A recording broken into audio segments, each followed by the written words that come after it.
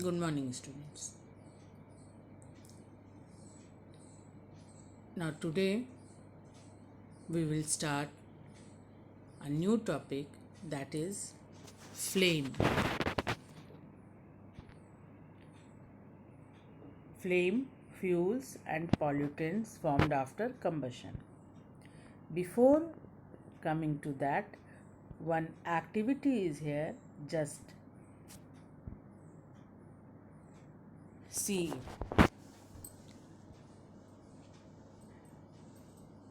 The activity is to show that vapors are essential to produce a flame, and materials required a candle, a piece of coal, a china dish, and a matchbox.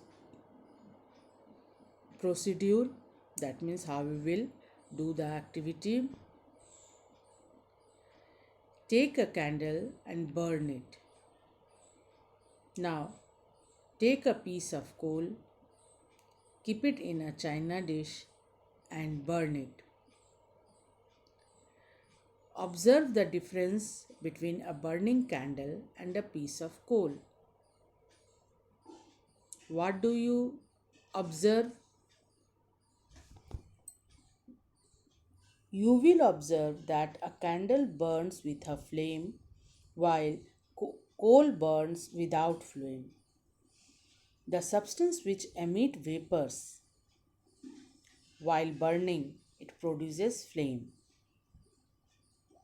For example, candle, LPG, when we burn it, it gives off flame. When you burn the candle wick, the wax around it melts and gets vaporized, and this vaporized molten wax moves upward through the wick due to capillary action, and the vapors burn in air and produces flame.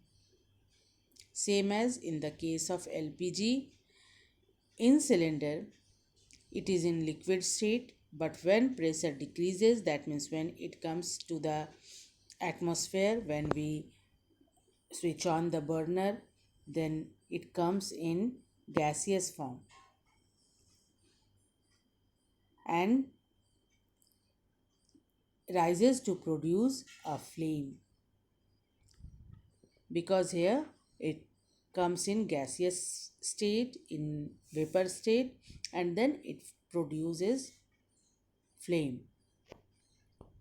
So we conclude by this activity that something burns something burns with a flame when the substance get vaporized.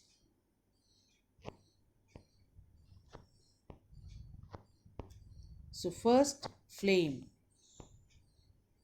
Now you can understand that the what is flame and how it is produced.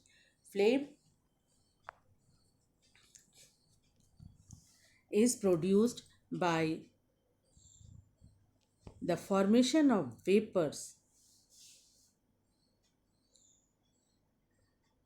So in candle flame, we can easily see the different zones of flame. Three zones of flame are there. First, non-luminous zone, luminous zone, and dark zone. So from the lower part, the dark zone,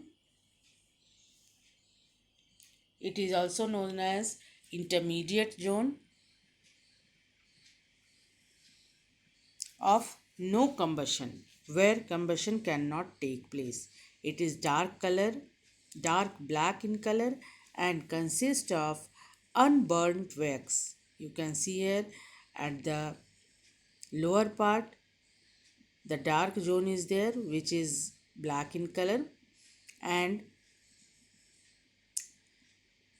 it consists of unburned wax, as no combustion takes place here due to the lack of oxygen. Here, very less oxygen is present there, so it cannot burn completely.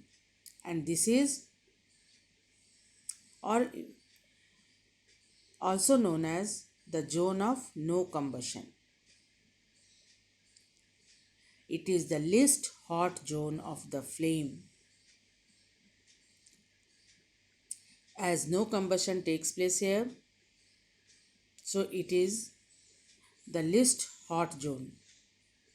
Second is the middle zone, which is also known as luminous zone of incomplete combustion.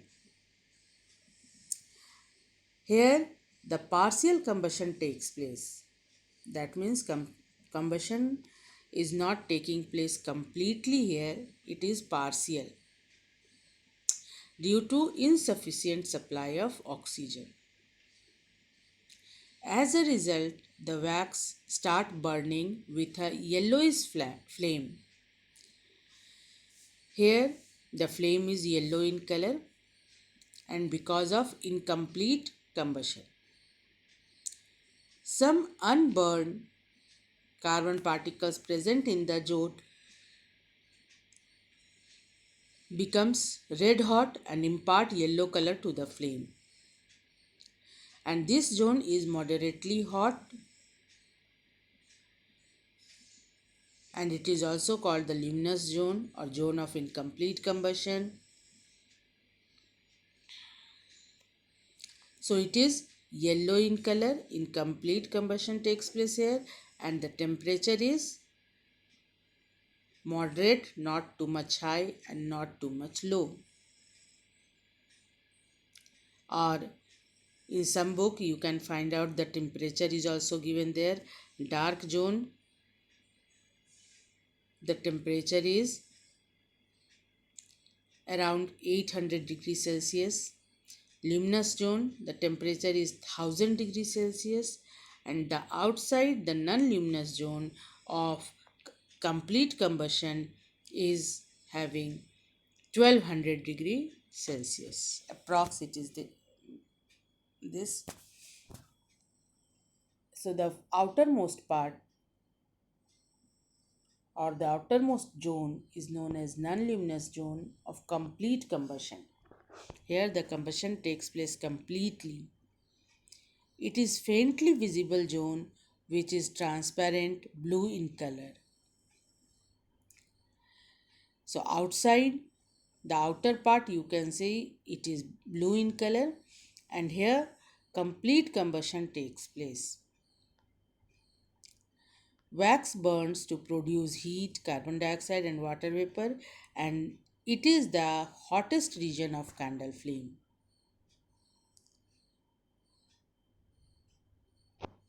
So the three zones, inner zone that is dark zone, middle zone luminous zone and the outermost part outer zone it is non-luminous zone. So the three zones of flame you can see. LPG burns with blue flame. That means their complete combustion takes place. But sometime when the gas is coming to end, then you can see there that it burns with yellow flame.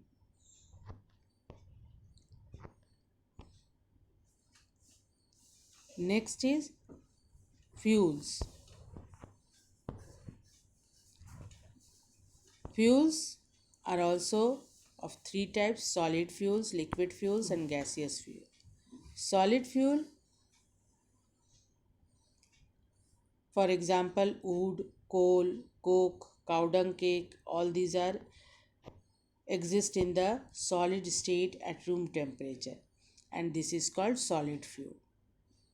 Then liquid fuel, the fuel which is in liquid form, for example, oil, alcohol, petrol, diesel, or these all these are liquid fuel. And gaseous fuel, are which exist in gaseous state at room temperature, and these are natural gas, biogas, petroleum gas, etc.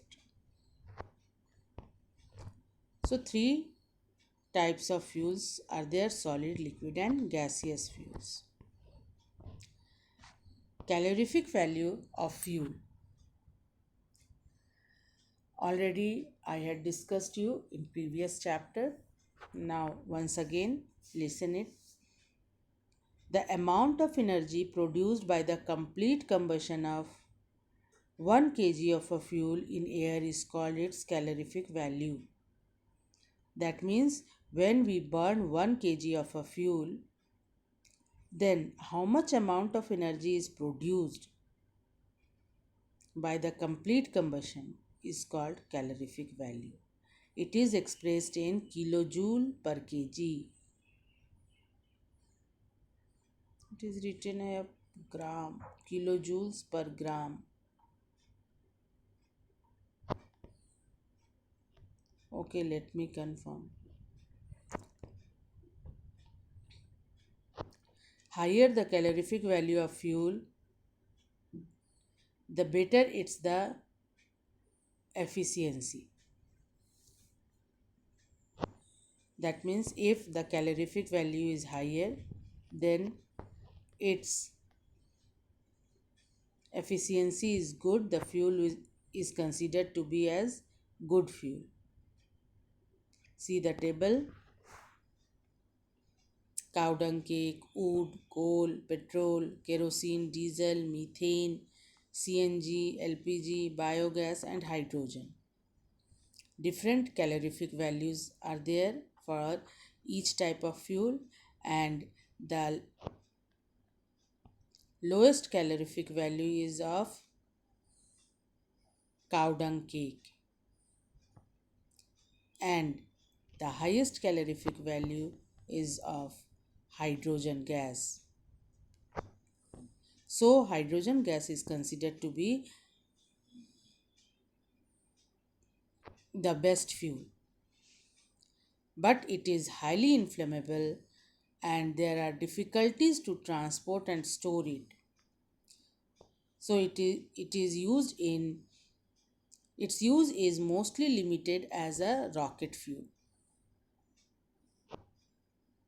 Methane and LPG have high calorific values and burn without producing smoke and thus do not cause pollution. So they are used as domestic fuel. Nowadays, LPG can also be used in automobiles as fuel, but now it is banned. Petrol and diesel are used as automobile fuels. They release harmful gases on burning, and also the availability in nature is limited.